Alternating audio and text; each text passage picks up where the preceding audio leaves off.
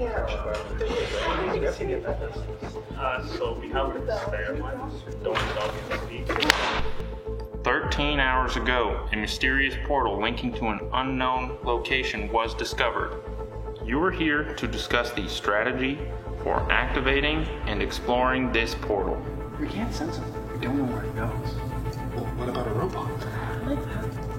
I'm getting too old for this. What I need to know is, are you up for the task? Yeah, we can do it. Got the dossier you wanted? This is the admin team.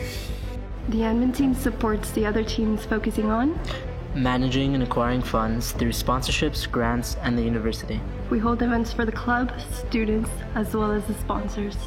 And we focus on logistics such as design documentation, safety, and the competition.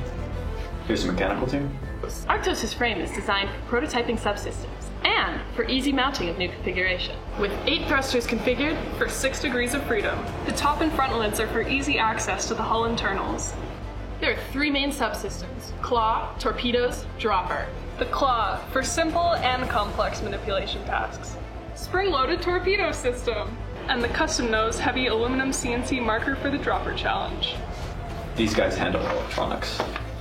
The electrical team have been designing all of our boards to control, monitor, and power our sub. Starting with the battery management system, we monitor all 5 of our LiPos, which power both our control board and sensor board. The sensor board monitors the pressure, temperature, and humidity of its internals, and the control board drives all the servos for the actuators on the submarine. And finally, the coders. We've designed algorithms to analyze data from our DVL IMU cameras and hydrophones. We send this data to our mission planner, which decides which actions the robot should take. We then send those actions to the path planner and control algorithms that can move the robot around the environment.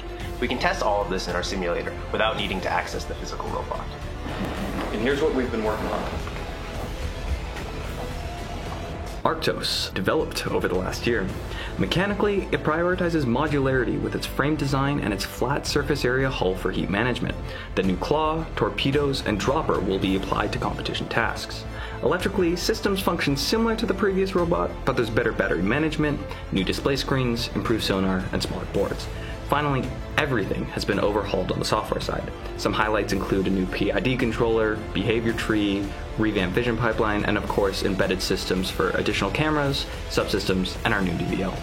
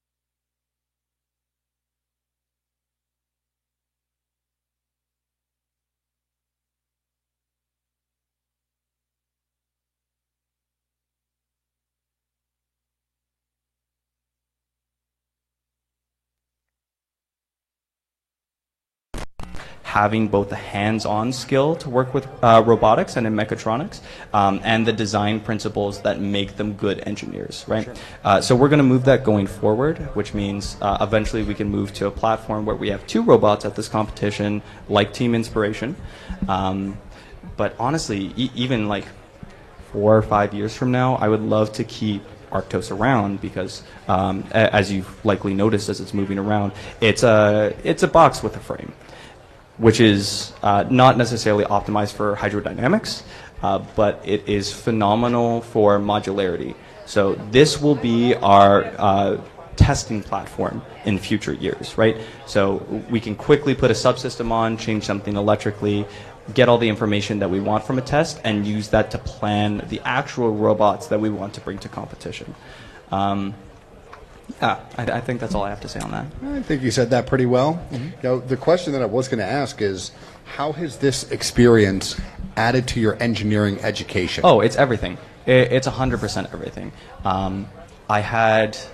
So AirVP is staying in the rooms right beside the RoboNation staff at the Holiday Inn, and I just happened to catch Bill as he was trying to go to bed and locked him into a conversation for 3 hours.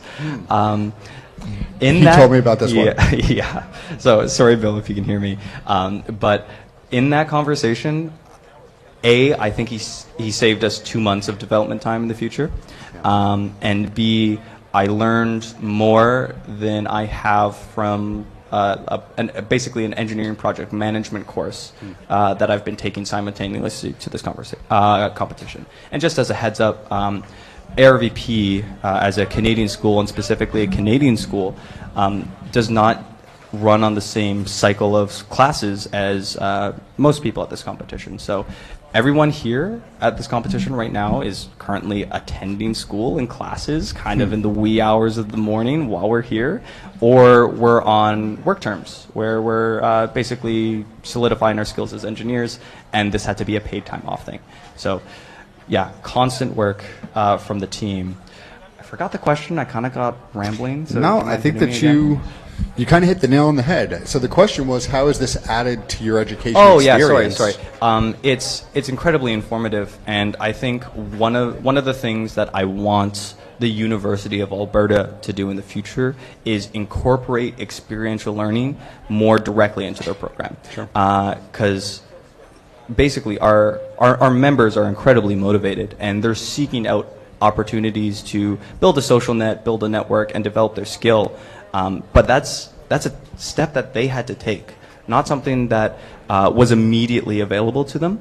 So what I would really like to see is the type of things that we've learned this year in the last 7 days basically kind of become more core to our internal process throughout the year and more core to how the University of Alberta does their education. Yeah, there's so many different moving parts to this thing. Yeah, 100%. Right? And it's a lot of it is the technical challenge, but it's as you said, it's the project management, it's the systems engineering. And so when you're looking at things like the documentation for next year, things that you're not going to learn until you're on site dealing with, hey, what does a 14-hour day, 6 days straight actually look like? This is actually something that we brought up like half an hour ago, talking kind of internally with the team. All of the issues that we ran into today, for example, the tether, and some minor things with like lockup of our servos, really comes from the fact that while we were testing, we were not testing in the conditions of the Transdeck, and running constantly for 7 hours a day. There was one day where we got 10 pool tests, and we were in the kiddie pool as well. So, about 7 hours of runtime. And it does look like the vehicle is well underway once again. Sorry to cut you off, of course. Now it's looking for the gate, and it looks like it's trying to make a decision. Doing style points right now. So if you can see, it might be hard on camera, but we're doing 720-degree yaw style points. We had a sponsorship event in April, basically, where we brought a lot of our folks in to see how the robot functions, and also are qualifying that we used for this competition, we did live at that event. At that event, we did barrel rolls. So I don't know how much of that video. Break those out this year? Yeah, exactly. So I don't know how much of RoboNation staff saw that, but we chose not to do barrel rolls here, basically because of concerns of our markers and torpedoes. So while we could do it, and it's fun, really what we want to do is assess the risks of our course, of our run at every level. So not just the actual operation, but like talk about hardware, talk about how we do our mechanical design, talk about our mission planner, and reduce risks, right? So we take a systems engineering approach to everything that we do to ensure that, you know, when we show up to competition, we can actually show our stuff. Yeah.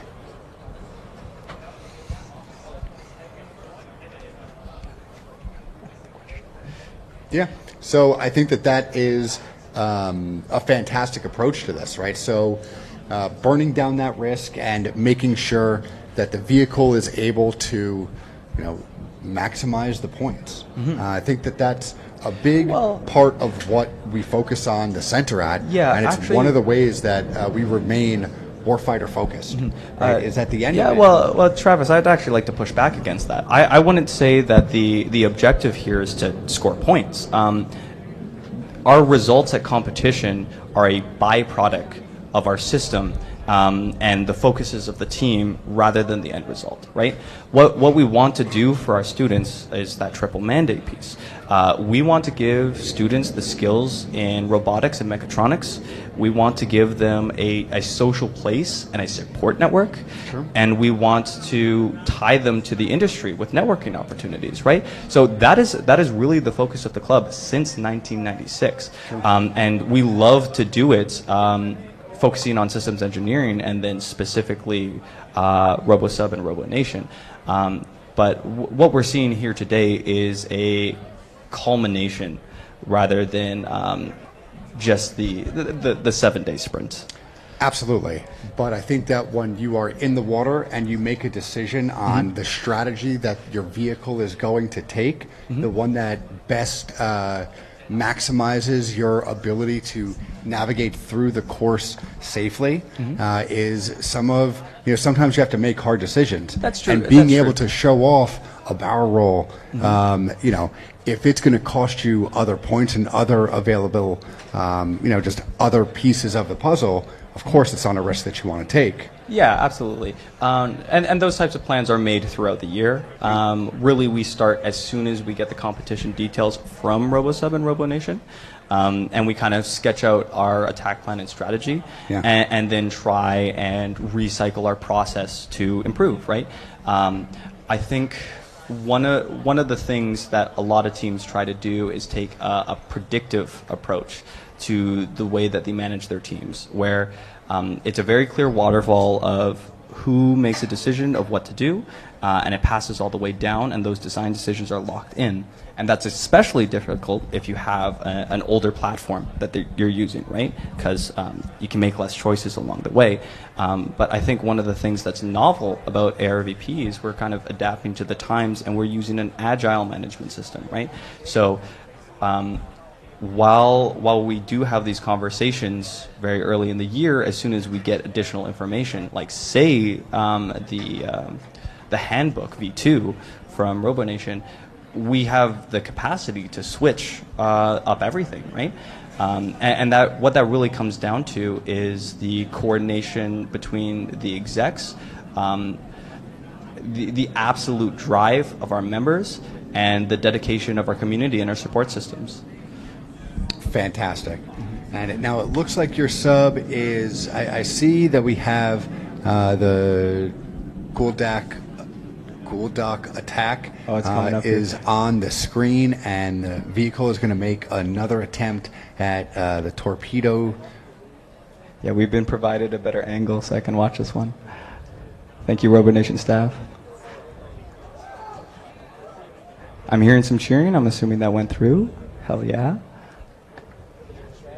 And then basically we move back to our initial waypoint because we do use multiple models, so we just want to confirm that first model before we move to the second, and that is both torpedoes. Fantastic. And so I asked you before, but What vision approach are you using? What's your model? Oh, I see.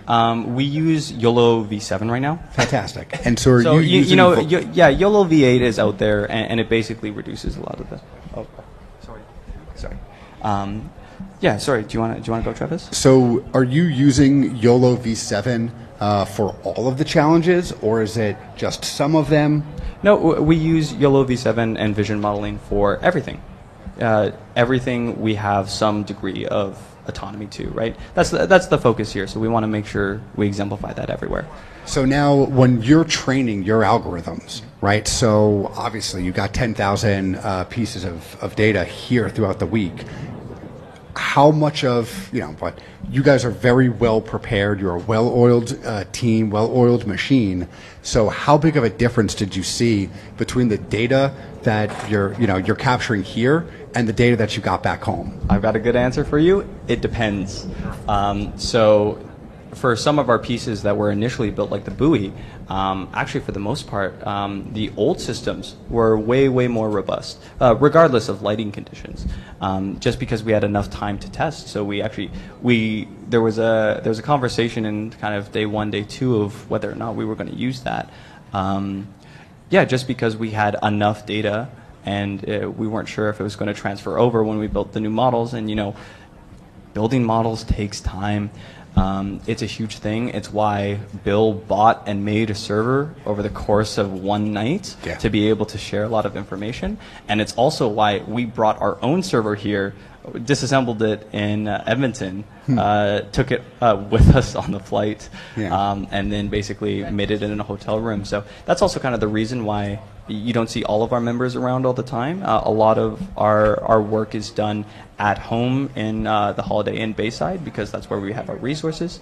It comes down to a timing thing, which we've tried to reduce as much as possible. But as the competition has gone on, our models have improved. Basically, we've had more time to work with it. So added to the stack. Exactly. It's been added to the stack. It's been adapted, and it's been confirmed not only in testing here, but on all our old prospects, right? So once again, it's that first check, second check, third check. We want to get as much confirmation as possible before we attach anything. No doubt. And so I think we are in the final moments of the run. And the run has been killed, but we're gonna, as the vehicle gets brought back, you spoke about the trip down from Edmonton, and so how did you guys get here for the competition this week? We had to fly, so. Yeah. And so did you bring the vehicle with you on the plane? Did you ship it? No, we shipped everything before. That was a conversation that happened internal in the university, basically about border security concerns and how to optimize that. So we decided to ship, and the University of Alberta was phenomenal in working with us to ensure that our robot got here in time, in one piece. Okay. So Nathan, the time your run has completed. It was a fantastic showing of what a vehicle can do, especially one that's a full redesign for year one. Yeah. And I know that you've shouted out a bunch of different aspects of the team and the university. Is there anybody else that you'd like to give a shout out? Of course, I want to give a thank to our support system, which includes everyone at the university who assess us, especially the new experiential learning portfolio that was just started this year. Yeah. I want to thank our sponsors. I would love to thank our principal investigator, Dr. Michael Lipset. And I would once again like to thank all of our members for doing such an amazing job and putting in so many hours to make this happen. Yeah, 60 people. It's a fantastic job and a job well done. Okay, thank you, Travis. It was lovely talking. Hey, thanks, Nathan.